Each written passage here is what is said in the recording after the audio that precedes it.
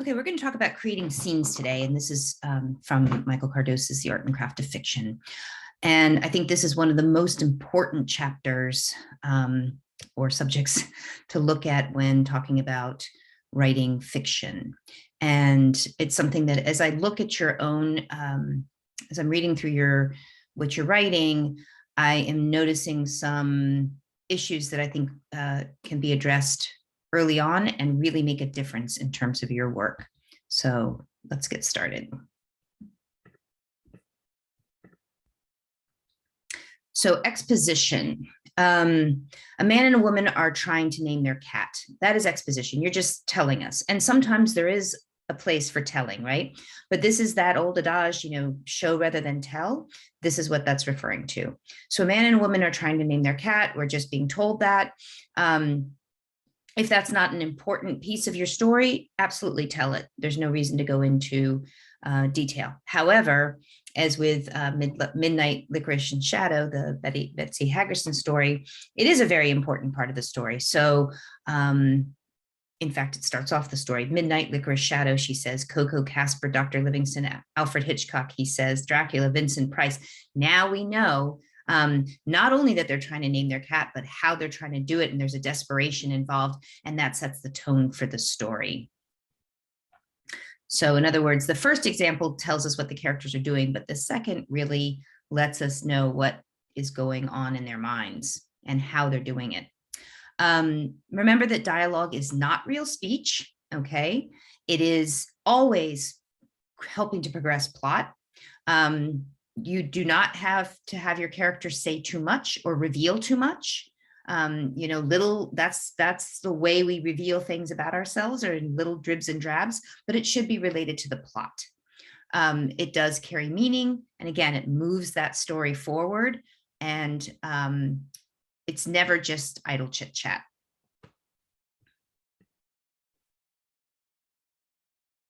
So subtext. Subtext is really important. And this refers to Tandolfo, the Richard Bosch story. But even if you haven't read it, this is I think pretty indicative of what subtext can do. So I need a table, folks. I told somebody that over the phone. The subtext here is, my life is hard and none of you is giving me an ounce of the respect that I deserve. Has my life really come to this, right? There's a desperation in that, in the tone of the way in which he is speaking. So we don't need to be told that, because we can hear it, and that's the subtext. When writing dialogue tags, and this is really important, you don't need anything, don't use adverbs, okay? In fact, anytime you see an adverb, circle it. You're probably not showing if you're giving us an adverb. So just use the verb said. There are ways in which you can show, instead of saying, I'm hungry, he said complainingly, right? Take out that complainingly. That's an adverb describing how he said something. Instead, for the 100th time, I'm hungry. Now we're hearing him complain, right? Now we all know, we've heard that before. We know that that is complaint. Okay. So getting in, when do you have to use those dialogue tags? Because if having he said, she said, he said, she said all the way through a dialogue is pretty boring and monotonous, right? We get that rhythm is just not going to work. So I'm hungry, he said. There's an extra slice of pizza in the fridge, she said. Does it have meat on it? If it does, I won't eat it. We don't need to have this said now, because we know that he's talking. Is pepperoni meat? Again, no dialogue. We only have two people talking. We don't always need to have the dialogue tag in there. Please tell me you're joking, he said. So we might want to just put that in there so that the readers don't become confused, but you don't need it every single time. Now, dialogue with narration and description. And I also call this interstitial action. So you'll see me referring to that in your stories. I'm hungry, he said. There's a slice of pizza in the fridge. She stood up from the table, grabbed the rag on the back of her chair, and brushed the crumbs from the tablecloth. Not much she could do about the stains. Oh, I think that's supposed to say stains. Does it have meat on it? If it does, I won't eat it. No dialogue tag is pepperoni meat. She'd been so hungry just a few minutes earlier. Now she was ready to go upstairs, get in bed, and hope he wouldn't join her till she was already asleep. As though pinched, he sat straight up and let one of those grating laughs of his. Please tell me you're joking. Okay, so here we're getting narration. We're getting told, like, she stood up from the table. That's narration. And then we're getting description of how she's feeling, how she's thinking, the grating laugh, right? So this is a way of creating dialogue when you're also, and we're also getting the surroundings, right? So they're obviously at a table. We see that the tablecloth is stained and has crumbs on it. So there's something a little bit, you know, it's a bit dirty, right? Tells us something about the characters and their dynamic.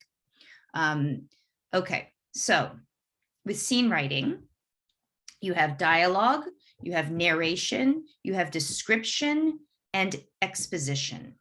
And exposition, again, is the telling, right? But all of those things are working to create dialogue. So a lot of times I just see the exposition and some of the dialogue, but not the narration or description. And so I want you to really think about, you know, giving us place, giving us setting as your dialogue progresses.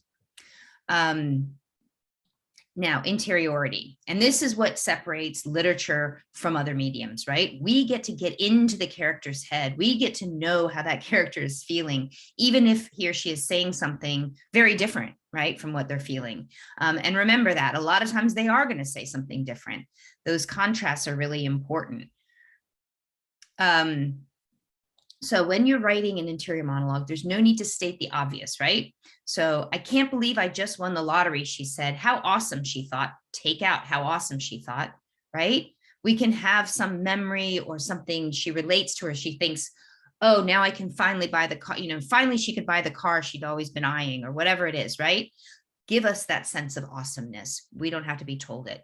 You never need to state the emotion that your character is feeling. So Jennifer got in the car, clutching her paycheck, for her first paycheck in 3 months. She felt so happy. You just take out that she felt so happy. No need for it, right?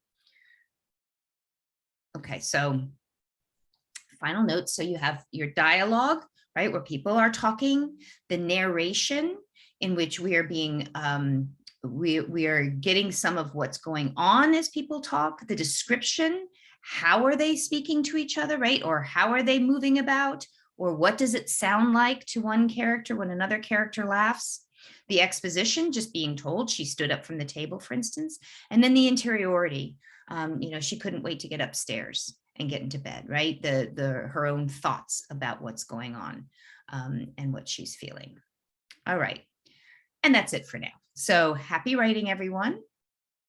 And let me know if you have any questions on this.